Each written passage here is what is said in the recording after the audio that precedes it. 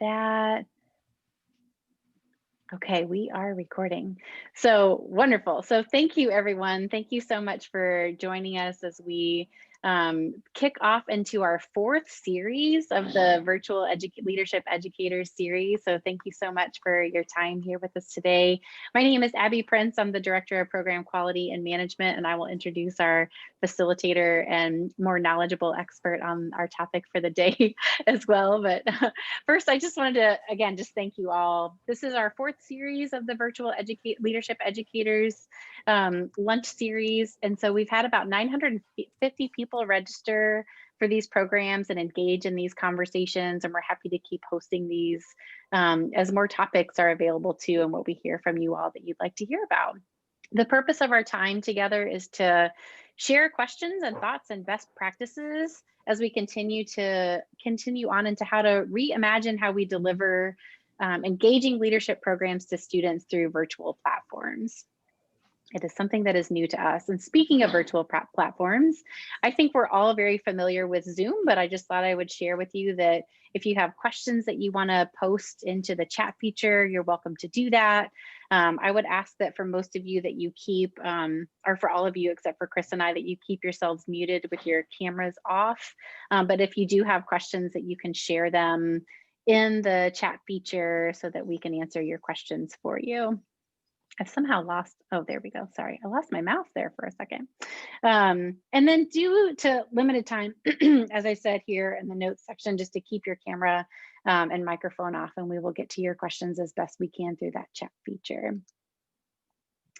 I want to offer a land acknowledgement. So LeaderShape would like to begin this presentation by acknowledging that the land each of us is on today is the original homelands of Indigenous and tribal nations.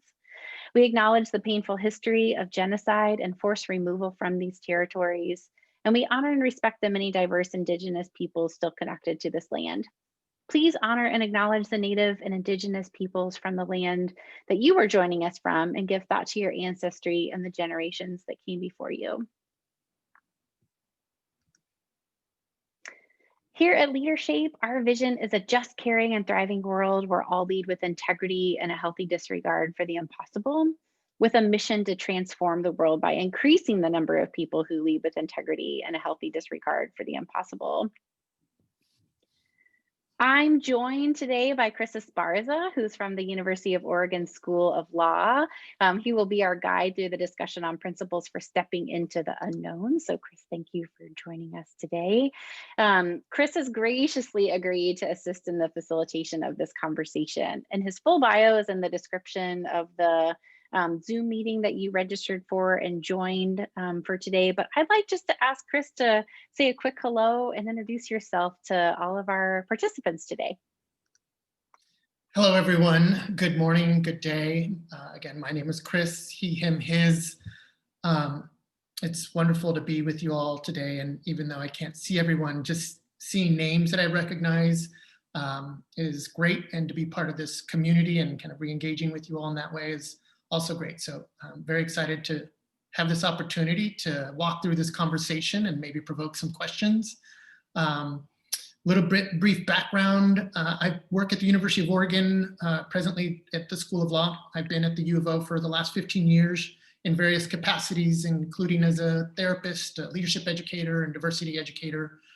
All of that simply boils down that I enjoy deep dive conversations with folks. And always thinking about how do I make myself better and how do we make the world better. Love being in the dance of conversation. And so this will be a different kind of dance where I feel like I'll be doing a lot more of the leading, but certainly still in kind of broader conversation and community with you all. Very good. Thanks for that, Chris. I appreciate that. I did really quickly, I see one question in the chat that I just want to address. Felicia, I see your question about addressing or accessing the recordings. And we will post the recordings to YouTube, and we'll send out the links for this week's recordings for all 5 of the sessions to everyone who registered, possibly by Friday, but more likely on Monday, just so we have time for all those recordings to get edited if they need to be. So thanks for that question, Felicia. I do have some polling questions that I want to share just in order to gather some data of who's with us today and what kind of experiences are you all going through. So let me pop up our first polling question here, which is around, did your leadership program or department experience budget cuts this last semester? So I'll give you all a couple seconds here to respond to that.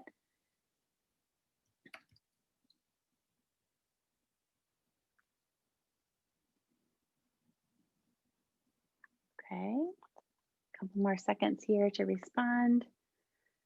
This is a moment where I feel like Steve Karnacki, like watching all these numbers come in. I really love this moment here. So, all right, I'm going to close this poll now. So it looks like most of you, yes, you've experienced some, your department has experienced some budget cuts this last semester. So you'll see those results there. Looks like perhaps some of you are anticipating some more of those. So let's share our next poll question here, which is that you noticed an increase in the number of students attending your leadership programs this past fall. You can respond to that poll question.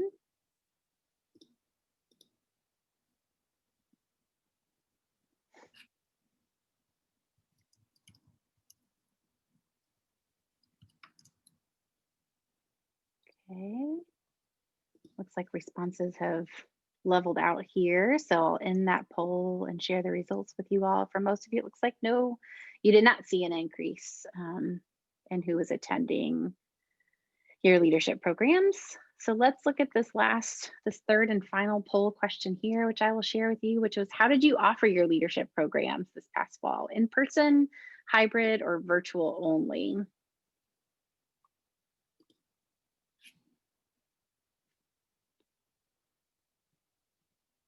Okay.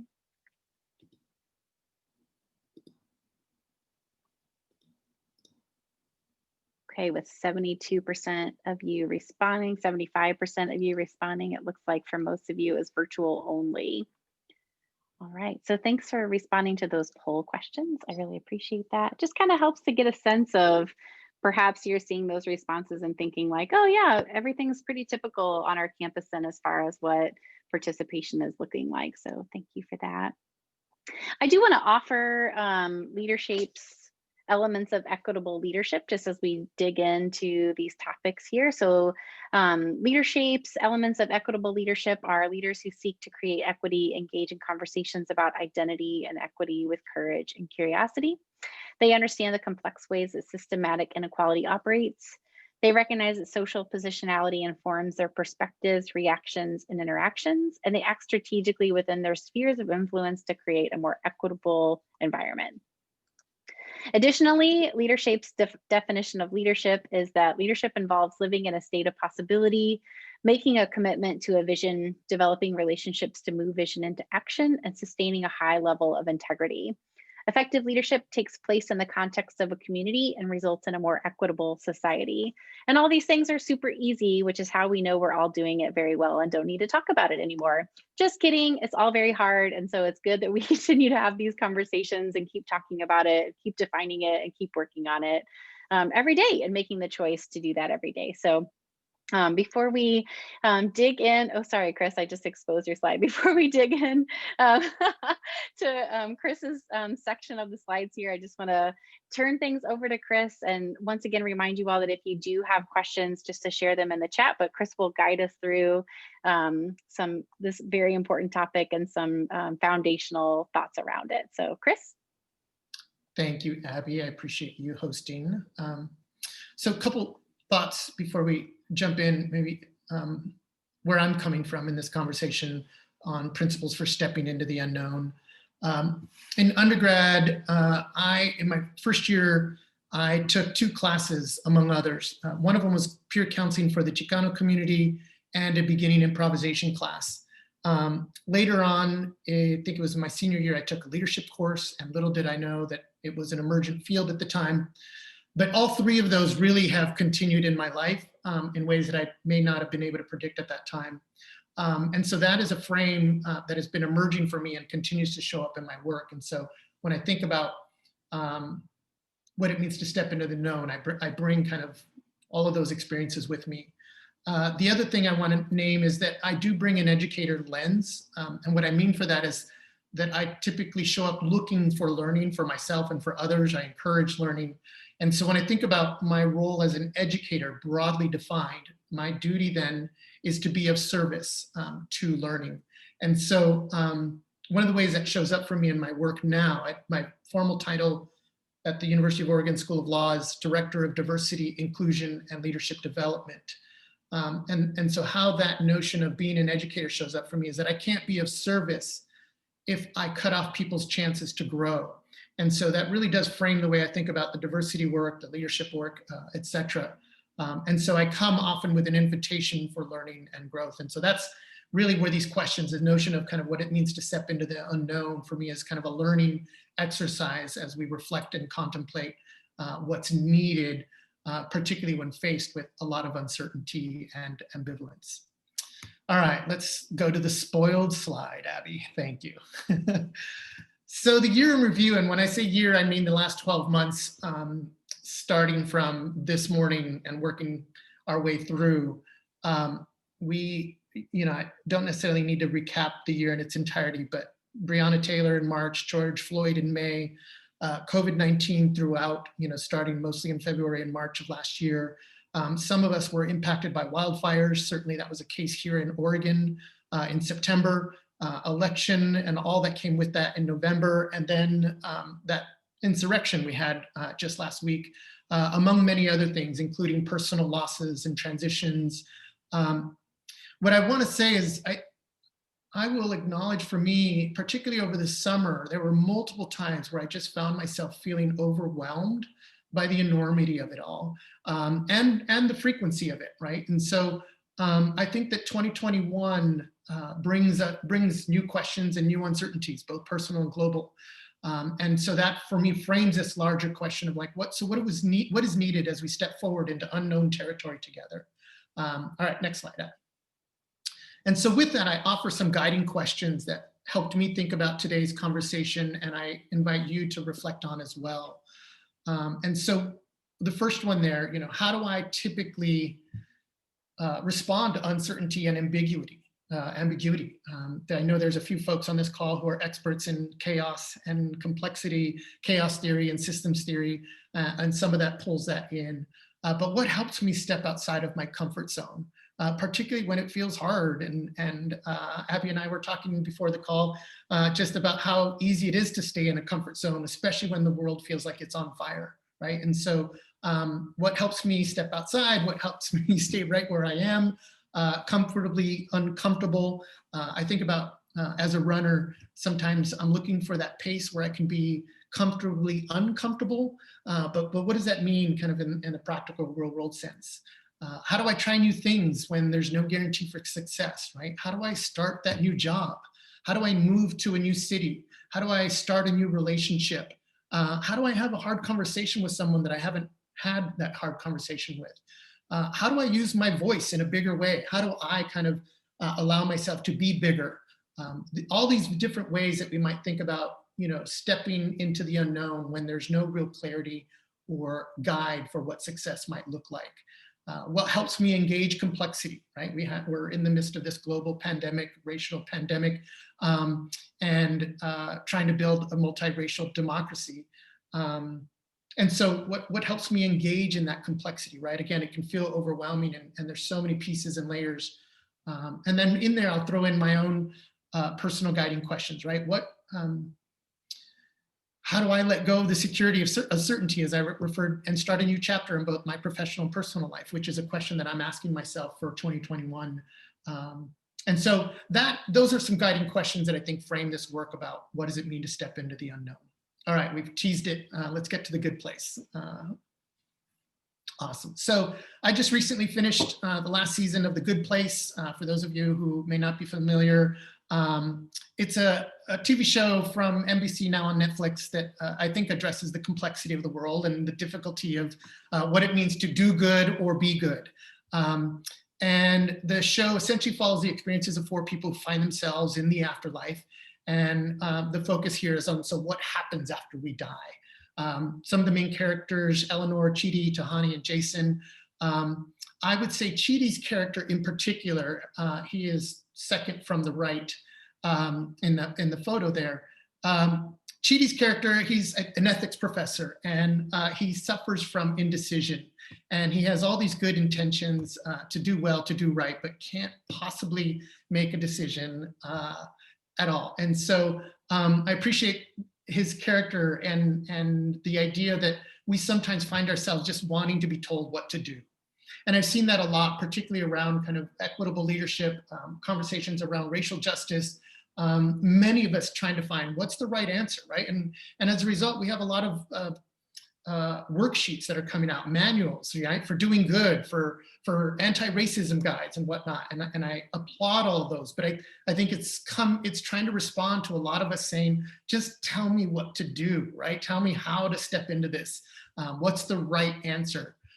And as I wrapped up the show in the series finale, what I found fascinating, I guess I'll give away a little bit of this, but the four humans essentially one by one decide to pursue the afterlife of the afterlife. That may not make sense now, it makes sense in the TV show. But what I found fascinating is that in that instance, none of them knows what comes next. When they kind of make that final decision, they don't know what they're stepping into. And so as I was preparing for this, it was a very kind of fascinating way to kind of see them step into the unknown. And there are many deep questions that remain open as this show ends. What do we owe each other? Why do bad things happen to good people? Is a good person just somebody who's trying to do their best? We don't know. But what I think the show offers is that there is joy, or that the joy is actually found in the mystery, in the unknown, not necessarily the answer. And so I found that the show really captured for me a little bit of this question about what does it mean to step into the unknown, particularly when so many of us are seeking answers at this time. And so next slide. That for me prompts one more question. Are we addicted to control?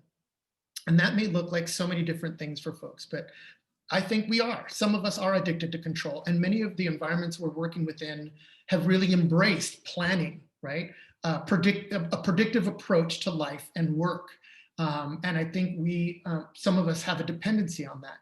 And so this session, this conversation is really about is there a way that we can release some of that we can stretch ourselves? How do we learn to build our capacity for stretching? How do we build our capacity to be uncomfortable in that way?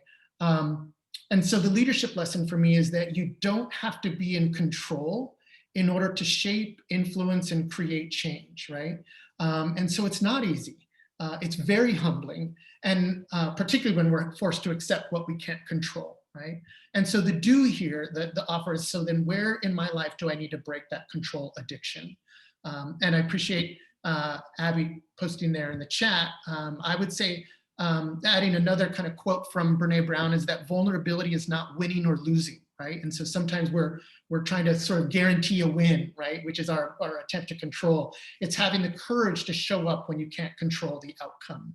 And so I think that's something for us to think about, is this notion of control. All right, next slide.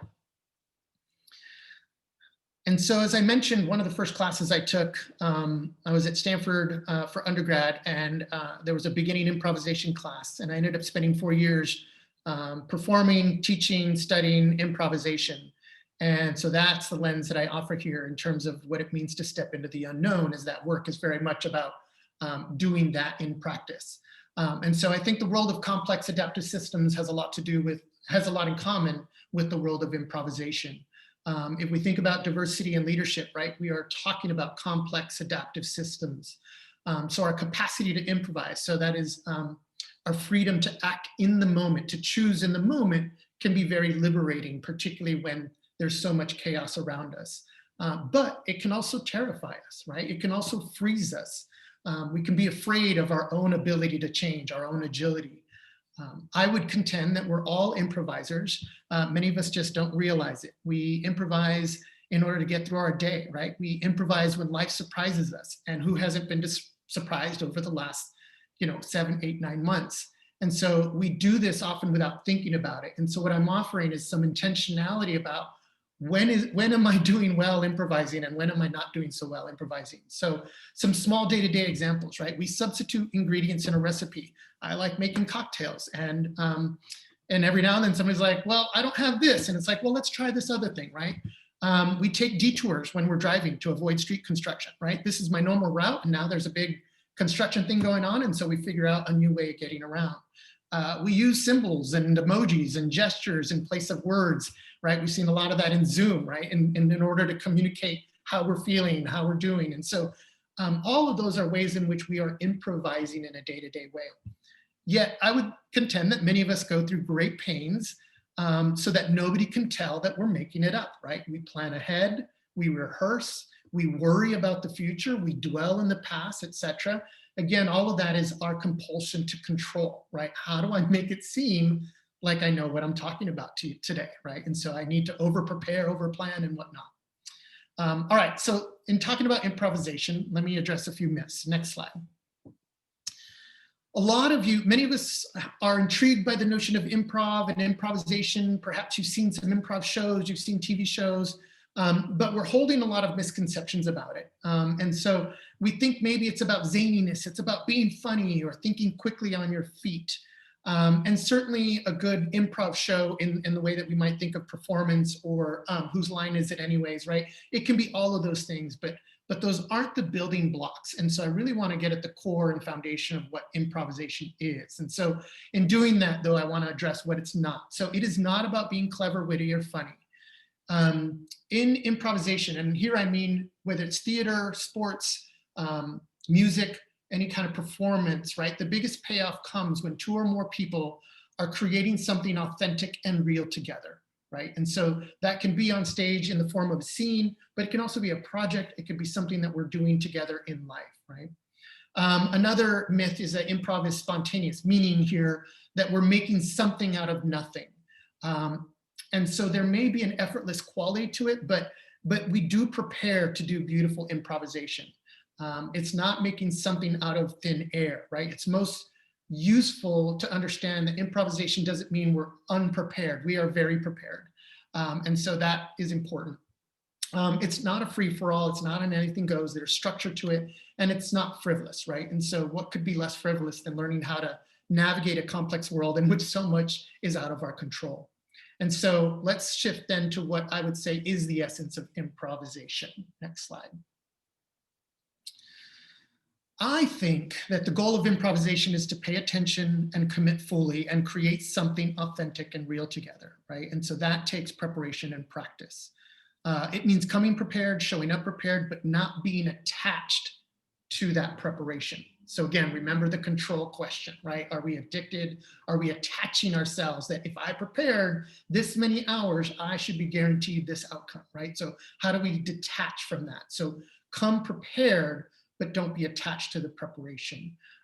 Be willing to accept interruptions and invitations that may show up, right? Many of us, again, are already doing this. Many of you all as teachers, facilitators, right, are doing this, is that you are coming prepared, but hopefully learning how to accept the interruptions that happen. I lost internet. I was disconnected, right? Something, the lights just went out. I don't know what's happening or whatnot. And so all of that is our practice of improvisation. Trust that our product of preparation is not in our papers and our plans and our outlines, but our preparation is ourselves, right? And so we're preparing ourselves, and that's the key here. I think improvisation is the ability to approach an encounter with knowledge and skill, but again, also come empty and open, right? To empty ourselves of some of our knowledge and skill to the degree that our expectations don't prevent us from seeing what's right in front of us, right? What happens is we get so prepared, we start to form expectations that we're not seeing the reality that is emerging in front of us. And so again, I think about how that shows up in my diversity work, right? That I get so locked in what should be that I'm ignoring and denying what is right there in front of me. I think the discipline of improvisation is about being comfortable with being uncomfortable, which I've said a couple times. Improvising is trial and error, smoothly flowing. Next slide. So let me boil this down to one principle, and then I have many more. But if you get nothing else, this, I think, is the one singular principle of improvisation, and that is to improvise well is simply to listen well. You need nothing else. One of the ways this has been framed and showed up for me as a mantra in now my work is listen and be changed by what you hear. So sometimes we talk about, listening workshops and how to listen better. And that can be a hard direction in and of itself, right? Listen more. It's like, okay, but how do I do that? One of the ways to reframe that a bit is allowing myself to be changed by what I hear. So listen without agenda, right? And that some of us have talked about that as like, listen to understand rather than to respond. And so that idea, what does it mean to listen and be changed by what you hear? I think that's what it means to do improvisation well. Right? It's about bringing attention, presence, attunement, empathy, adaptability, right? I can show up righteous without being self-righteous, right? And so thinking about improvisation boiled down is about listening well. There's a quick exercise that I will kind of use the chat with. And so what I'm going to do is post a couple statements that you may hear from a peer, a colleague, and simply just reflect, if I were listening well, what are the key words that I'm hooking on here? And just sort of, this first one, I don't feel acknowledged at my job. They wouldn't know what to do without me, right? So from a stance of listening well, how do I key in on what are some of the key words that show up for me in that comment, right? If I had nothing else but this one comment, what are keywords that I'm listening to, right? So that I might detect what's underneath the words. Here's another one. Oops. If you had a peer, colleague, student say this, he talks to me like I'm not there or smart enough to understand. What does it mean to listen and allow myself to be changed by those words? What are the key words that I'm kind of want to know more about, right? So this is where we introduce curiosity.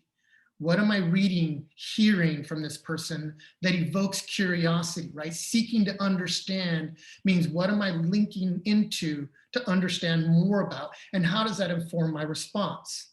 There's another one. He disrespects all the students that aren't white. He uses a tone that just tells you he thinks you're uneducated and lazy, right? So the power of listening here is to respond with what's there and be curious in order to know where to go next, right?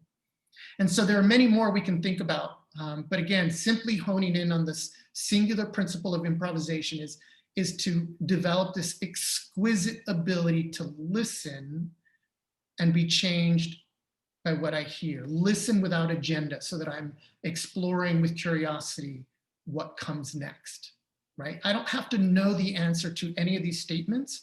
I simply need to start from listening and being curious about what is underneath them. All right, next slide. All right, so let me pull it back a little bit. So one is an oversimplification. There's more than one principle, but I'm gonna still keep it simple. The heart of improvisation has been summarized this way, and I really resonate with this, and that is to let go, to notice more, and to use everything. And so what do we mean by that? Be willing to let go or abandon your agenda, right? We talk about improv as sort of going without a script, right? Or without a preconceived plan. And so releasing our attempts to control, right? That is the letting go here. Notice more is that listening piece, right? How do I pay attention? There's more out there that I need to be paying attention to, which is why I think we can all be better listeners, right? This is a lifetime journey because there's more there for me to notice, right? So start by listening more, better, deeper, etc., cultivating this broader awareness, right? And so most of us, many of us, I would say, spend way too much time planning our own actions and not enough time listening, observing, and taking in what's coming at us, right? And so that last piece is using everything. So waking up to there's lots of gifts around you, whether everything is a potential offer, right? And an opportunity.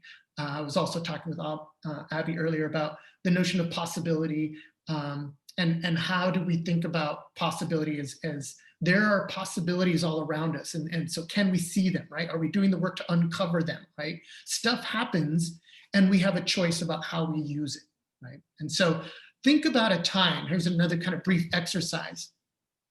Think about a time when you successfully stepped into the unknown, right? And I say successful because things worked out in the end. So again, maybe you started a new job. Maybe you left your university role and went kind of outside of education and started a new chapter in a very different context, right? Maybe you finished graduate school and you moved across the country in a place you'd never been to before, except perhaps for an interview, and started a new chapter there, right? Maybe you started a new relationship. Maybe you went and studied abroad. Maybe it was simply when you left home and went away to college, right? The first time leaving home. Think about a time when you successfully stepped into the unknown. And as you think about that, what helped that become a successful step and journey? And I would contend maybe here is this is where, what did you need to let go of in order to make that step? What did you need to pay attention to? What did you notice and see that enlightened that experience? What did you use? Maybe it was the neighbor that sort of took you in on that move, or maybe it was a mentor that sort of reached out to you when you arrived on your first day of that job, right? How did you use what was right there in front of you? And so if we had more time and if we were in person, I'd love to hear stories about that. But again, thinking about, you are an improviser, you've done this before. What we maybe haven't done is bring intentionality into what worked, why did it work, right? And so this very simple kind of 3-step principles: what did I have to let go? What did I have to pay more attention to? And what did I have to use that was right there in front of me, right? And so that when I'm facing this next sort of round of uncertainty, what do I need to let go of, right?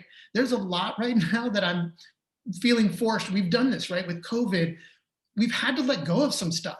And we're realizing how many assumptions we were making about what was necessary and what isn't, right?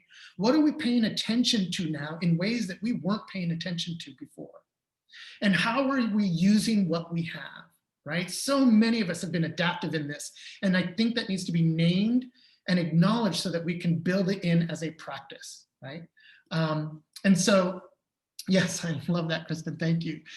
Into the unknown and the next right thing. Beautiful, thank you for that reference. Yes, absolutely. And it's a soft spot for me because it's a Disney reference. And so, yeah, what comes next? Sometimes we're so preoccupied with plans or guides, and sometimes it's simply about, maybe I need to let go of some things, notice some more, and use everything. All right, next slide. In the world of performance improv, and here I mean on stage or in the theater or in music, some of you have heard of things like yes and make your partner look good. Those are here, but they're a little bit more nuanced than that. And so they mean things like agreement, right? That doesn't necessarily mean I agree with your idea. It's often more about agreement with reality, right? And so sometimes when we teach yes and, people think it's just this blind agreement to everything. It's not exactly that. It's agreeing what is present, what is the reality, right? It's about listening, noticing, paying attention. We covered that. Not denying the established reality in a scene, caring for one another. This is where make your partner look good shows up. Playing at the top of your intelligence, right? With the understanding that intelligence comes in many forms. And then always behaving and responding honestly in the moment. But what I'd like to do is take it to the next level, and that's the next slide, Abby, because I really think that there's some core fundamental principles of improvisation, and I'm not talking about stage improv anymore. I'm talking about the improvisation we do in life. Now, my experience on the stage has informed this, but I think that we've seen this in social movements. We've seen this in culture, right? The improvisation is itself an art, and we see it being applied across all sorts of forums. And so what I wanted to do today is try to kind of hone them down into these 6 principles that I think may help us as we're looking ahead to 2021 about how the hell, and like 2021 essentially was like, hey, 2020, hold my beer, right? Because I'm like, whoa, we've been 1 week into this, and I'm like, I can't anymore. And so there's a lot that's unknown. And so my hope here is, what are the principles that might help us? So real quick, cultivating appreciation, which may also show up as gratitude and affirmation, right? There's an exercise that I used to do back in the days when we were in person at the start of a lot of workshops, and it would simply be 1 minute, walk around and high five each other and say, I'm so glad you're here, right? The importance of seeing one another, right? And just saying, I don't even know you, we haven't met yet, but I'm so glad you're here, right? The affirmation that comes with that can be very powerful. I did several years ago, I was in Chicago doing a 5-week intensive in improv. And the first day, the director of the company said, everyone here is an artist, poet, or genius. I loved that frame because it changed the mindset of how I show up. Of like, Celeste Headley does this in her TED Talk. She talks about like she grew up where she had all these special guests at the dinner table. So she just assumed everyone in the world had some amazing talent, and her job was simply to uncover that, right? And so this idea that everyone's an artist, poet, or genius comes around, how do we cultivate an environment of affirmation? I see you, right? And how do we dig into that? Here's where I would distinguish a little bit between positive psychology and positive thinking. That affirmation and appreciation and affirmation are about generating a sense of flourishing, right? Whether it be for individuals or for communities, right? To see and be seen, right? This isn't about ignoring or dismissing the present reality, right? It's an intentional engagement with uncertainty, right? It's the opposite of control. We had a pre-session question that was asking about like, what about toxic positivity and whatnot, right? Like everything will be fine. And it's like, that's not what this is. Improvisation is not an ignoring of reality. It's an acceptance of that, but to still find appreciation, gratitude, affirmation. Number two there, cultivate a higher tolerance for ambiguity and chaos. This is super hard, so it takes practice. How do we unscript? How do we let go? Right? How do we have more prep but less plan? I distinguish those, right? That we can prepare more without planning as much, right? My plan is sort of, I'm trying to guarantee an outcome. So sometimes we need to let go of that script. We can get trapped by our own habits and patterns. We can be trapped by paralysis of analysis, right? We can all become trapped by the patterns that we believe define us. I'm this person, and so I have to behave in this way, right? Some patterns can be helpful, but many are often limiting, right? And so how do we experiment and try something different? Cultivating humility in that regard. So, right, my need to be right, maybe I need to back off. My need to be cool, right? I got to make sure I have cool stuff on my walls now, right? Because I'm on Zoom and the world's going to see me, right? How do I maybe let go of some of that? Or again, the humility to, around pretending like I'm in full control, right? That can sort of quell our ability to be artistic and creative and playful and whatnot. And so letting go of how we think it should go or how we want it to go in order to find our way through, staying curious, etc. Number three, cultivating, again, that exquisite quality of attention and presence. We talked about that with listening and noticing more, right? Noticing with our head and our heart for what's coming next.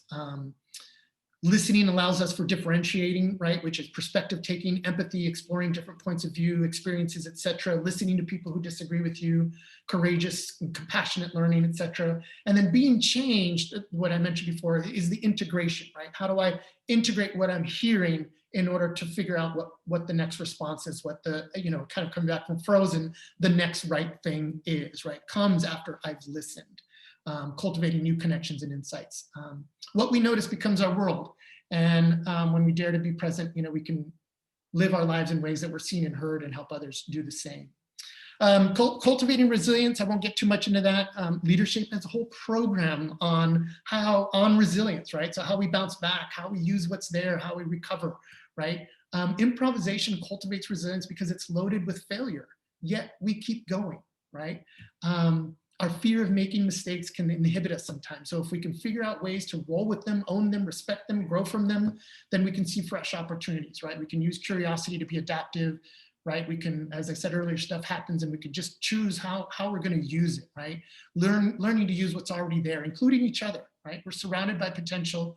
And so seeing the world full of offers. Quick anecdote. Some of you may be familiar with geocaching. I picked this up as a hobby a couple years ago. I won't get into it, but it has fascinated me because essentially it is a reminder that in this world, there are treasures buried everywhere. Like wherever you live, I guarantee you, there are these things called geocaches hidden all around you. You just don't know they're there until you begin searching for them. And so that idea of possibility shows up there. Cultivating care and connection is number 5 there. Learning to be present with each one another, right? How do we get back to face rather than Facebook to Facebook, which is, I think, how many of us have gone with social media in general, and certainly with being remote learning. Making our partner look good shows up here. And then the last one, in the interest of time, kind of skimming through this, cultivating a common objective. So, and remembering it when lost. So this is true for me, right? What's my motivation? particularly around the diversity work. Why am I here? Why is this work important for me? Often in workshops around diversity stuff, I ask people to think about what do they see in their day-to-day that necessitates these conversations, because it's critical we remember our motivations, because sometimes we feel lost and we feel like we've departed and whatnot. And so when we do that as a group, remember our common objective, right? Shifting from I to we, right? The safety, the welfare, the reputation of each participant is in the hands of our teammates, right? And so when the whole team has that attitude, we can create a collaborative environment. And so improvisation, I think, in its most realized forms, is the creation and development of new, unexpected, and productive co-creative relationships with people.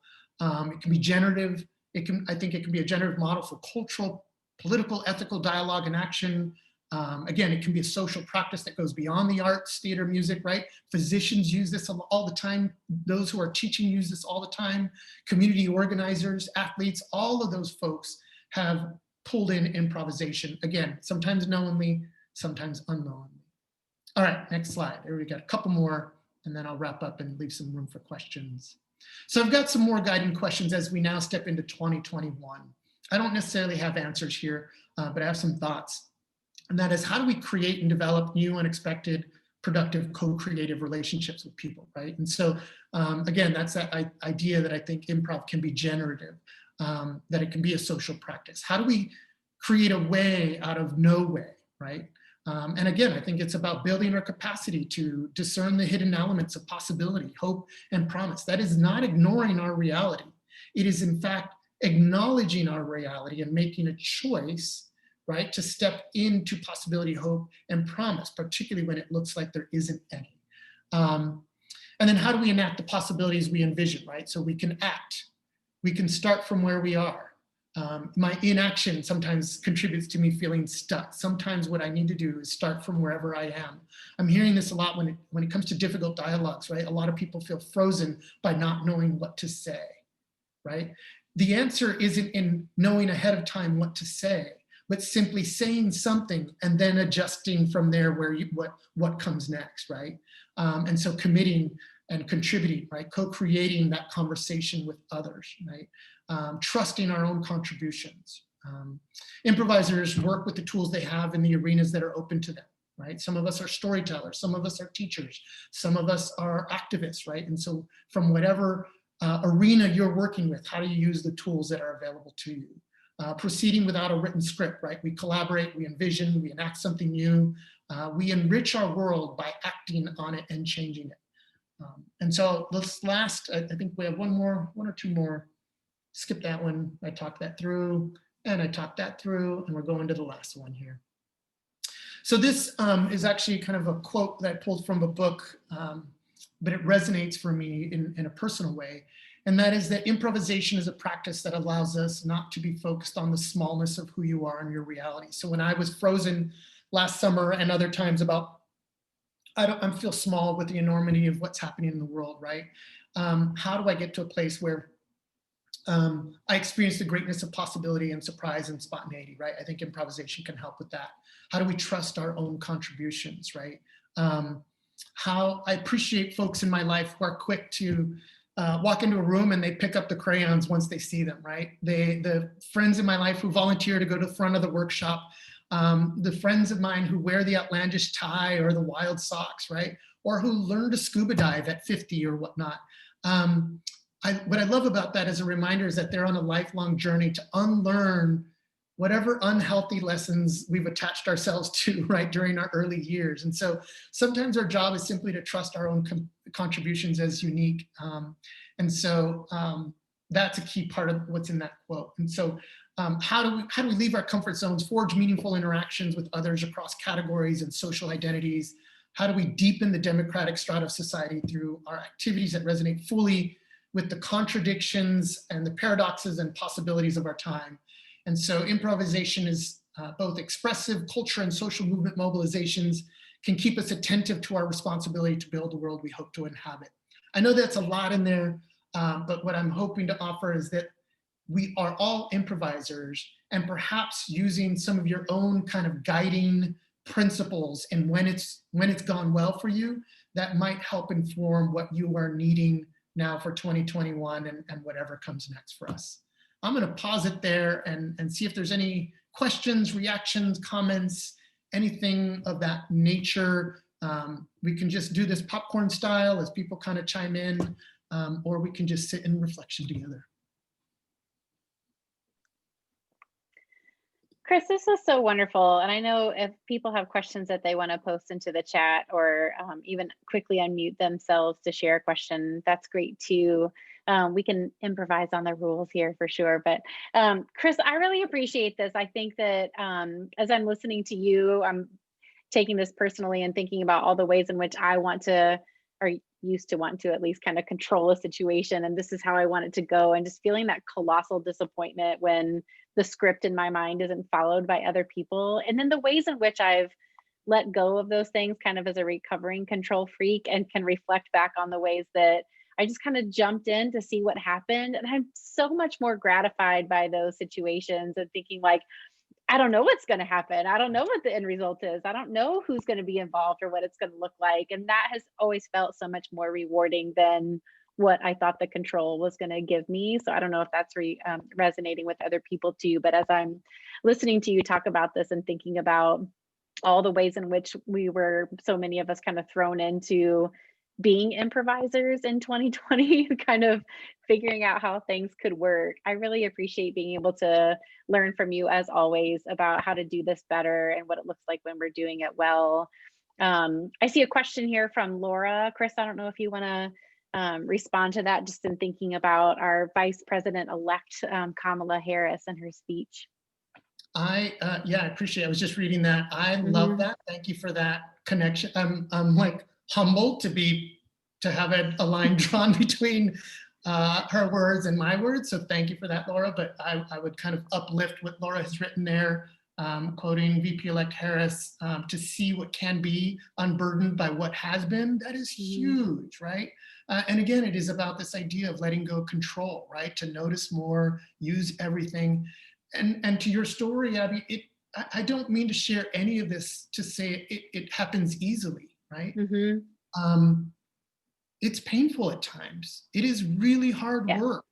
And I think that's sometimes what makes it hard for me to step into the unknown is to get into the discomfort, right? And because there is a complacency that comes with comfortable, and that's not always bad, right? We sometimes, out of our own protection, self-preservation, safety, need to be comfortable. So this isn't like you always have to step into the unknown, but to be conscious and intentional about that. And so I think about, right, what about that fear, and what releases me from that fear?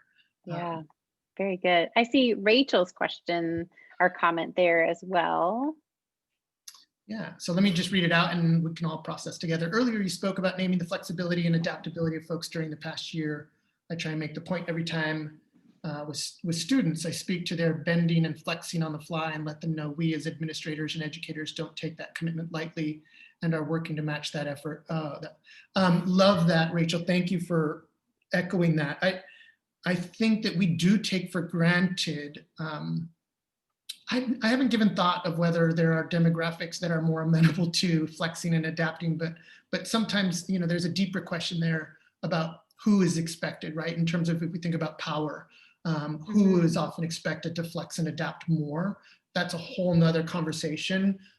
So I just simply appreciate when those of us who are holding some power can name how much flexing others are having to do, and an invitation that we as administrators, educators will do that with them, right? Because I think there's a power dynamic where I can ask all of you to do all the flexing, and I, in a position of power, can stay right where I am, right?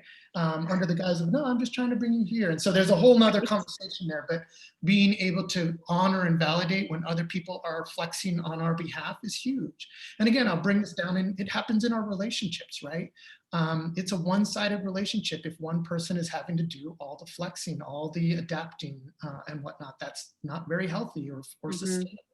And so how are we now doing that in the context of our work with communities, whether it's a classroom community or a work environment, right? Who's doing the flexing? Who's being asked to take on the adaptive work? It is a skill that we need to celebrate and acknowledge, but we can also examine, has that sort of ask of stepping into the unknown been off-sided, right?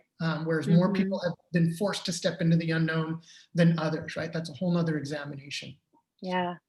I appreciate this too, and thinking about that flexing on the fly. I think parents with kids at home during this pandemic are just, they perhaps accidentally became experts at this, right? And figuring out like, how do you navigate defining your pods, and how do you figure out like what are the rules around screen time, and like, Nobody yeah, knows. Nobody knows. knows. And even just the first part of which, just being a parent, right? Like I am not a parent myself, but in talking with friends, like I think one of the things that terrified me about it was the idea that I don't know how to be a good, like, and then as it turns out, most people don't know how to be a good parent. And so Right. they don't wait to decide, they don't wait to have the answer before deciding to maybe have a family, right? And so I so appreciate that reminder is that you don't have to know how it's all going to work out before you make that choice. And it's hard, and growing and learning as a parent is super hard. Now throw in a pandemic, right? Like there was no manual for that, right? And so it is one of our great improvisations, right? And so I think all the more, again, thinking about what have I learned about when that's gone well for me, right? What did I need to let go of? What did I need to pay more attention to? And what did I need to use more of, whether the people in my life who've done this before or other resources that are right in front of me, but I couldn't see until I paid attention. Yep. That's so valuable. I think, Chris, I was in college before I realized that my parents had no idea what they were doing. And so I think like the improvisational skills of parents are perhaps better than we give them credit for. No, and again, it shows up differently for lots of folks, right? And so again, I think my contention being that we've all been asked to improvise, and some of us have done that with skill, and sometimes I've done it without skill. And so just to be more thoughtful is that I think kind of like that notion of leadership, right? We all have the capacity. It's about bringing in the intentionality to learn what are the effective skills here, and how do I put them into practice? And so I don't need to, I'm not asking people, hey, 2021, step into the unknown, quit your job and move across country and try that, right? Like that's not for everybody. Start where you are, right? Perhaps it is, I normally spend 4 hours working on an hour-long presentation. Maybe this time I won't script it, but just create an outline, right? And then we'll see where it goes or whatnot. Or again, it can look like so many different things. Maybe for your team has gotten so caught up in like adhering to that 5-year plan, but then COVID has blown that all in the water and we're all working hard to go back to that plan. Maybe we need to let go of that plan, right? And start a new, kind of process together. And so wherever that might show up for you, what does stepping into the unknown look like? And how do we do that with some skill, or at the very least, these principles that might serve us as guide for reflection, conversation, right? To talk about, in practice, right? With our team, what does it mean, for example, to have a common objective? Do we know why we're here? And is it for the same reason? How do we get there? What does it mean to cultivate care and connection in a remote work and learning environment, right? That's been super hard for, especially those of us in student affairs, right? Whose job is often around care and connection and belonging. So we have to reinvent what that looks like, right? How do we pay more attention to what our students are needing, what our colleagues are needing, right? How do we build, how do I practice ambiguity and staying in the chaos and not going to my escapes, right? Which are not unhealthy or bad, but if I'm staying there, right? If I'm staying in that escape reality, then we're not moving forward. Yeah. Chris, I appreciate those smaller ways too that you reminded us that we are already being improvisers in our time too, and how we follow recipes or how we divert from a route to work or how, right? Like I think that being able to see that like, oh, we are doing this well in these smaller ways. And I think that you tell me, but I think that helps us to build our confidence in how we can do it well in bigger ways as well. And being able to recognize like, oh, wait, I did improvise a conversation today where I had one objective in mind, but I wasn't sure how we were going to get there, or, right? Like I did see those ways in which was the structure of my day, but a meeting went longer and that made me change how I responded to other things. Like, I think that helps us build that confidence and be able to reflect back on ways in which we did it well in small ways so that we learn those bigger and broader and perhaps more important ways to do it better. Yeah. I appreciate that, because that is, as you talked, I was like, yeah, that's the healthier way of reflecting, because I can also reflect on the ways and when I didn't do it well, right? Sure. That construction on that road is like the worst thing that I'm responding as if that was the worst thing that could happen to me, right? screaming, I'm yelling, I'm flipping them off, or because now I have to go all out of my way, right? And so I'm sure that many of us have moments where we didn't adapt well, right? Yep. So, but that may be worth reflecting on as well, right? Is that a manifestation of my addiction to control? And that's not always bad, right? I sometimes I think about, like, I care so much about someone or something, right? I want everything to go right. I want everything to go a certain way because of how much I care about it. But we can't confuse care and control, right? And so I think that, like, if I'm on a schedule and everything I've planned over, everything down to the minute, that construction thing is the worst thing that could have happened, right? And so my reflecting on, like, okay, what's that about in terms of control? What do I need to let go of, right? How do I kind of take a different stance on that? You know what? I'm 5 minutes late. It's fine, right? Like, it's not how I planned it, but maybe that's good too, right? And so sometimes when we're not as improvisational or as effective in our adaptiveness, that's worth reflecting on. What was I not willing to let go of in that moment? Or what was I not paying attention to in that moment? Or what was I ignoring or not using? Yeah. Those are really good questions. I appreciate the reflection questions that come with that too, Chris. So thank you for that as well. Chris, thank you for joining us today and for leading this excellent discussion. I know I shared at the beginning of our time together, but I wanted just to follow up to say that we are sharing the recordings from all the presentations that will take place this week. If you only knew about this one, then I just want to remind you that there are these presentations that take place at the same time every day this week. So look on LeaderShape social media to find more of those presentations. Perhaps we will improvise our way through some of those now that we've honed some of those skills here together today. So once you get, we will email you the recordings of all those presentations by early next week. Please feel free to forward those on to colleagues and coworkers and folks that you feel might need some work or have an interest in improv. We really appreciate, Chris, your expertise on that and being able to kind of talk through that with us. So thank you for that. Quick commercial time. I just want to remind you all, I know Chris made reference to our resilience program and the ways in which people bounce back, but we also have other programs that are available. So if you follow us on social media, or if you take a look at leadershape.org to learn more about that as well, send us an email, give us a call, and just let us help talk through your focus and where you might need some programming for the folks that you work with or oversee, or the students on your campuses. We know that a lot of you are thinking about what you might be offering to your students this spring and what that could look like, and maybe you're improving some of those plans. So thank you everyone for joining us here today. We really appreciate it. I hope that this was the way that kicked off the trajectory of your week to kind of make it a little bit better than you anticipated. And come back and join us the rest of this week as we continue on in these discussions for virtual discussions for leadership educators. So thank you, everyone. Thank you, Chris.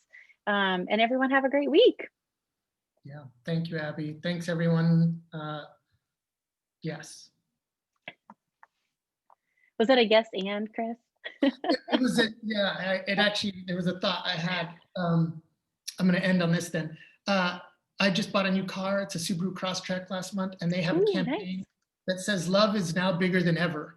And it was that sort of that idea of, like, yes to love, right? Like in the midst of all the stuff, like, love now needs to be bigger than ever. So I appreciate that. I love that. That's so great.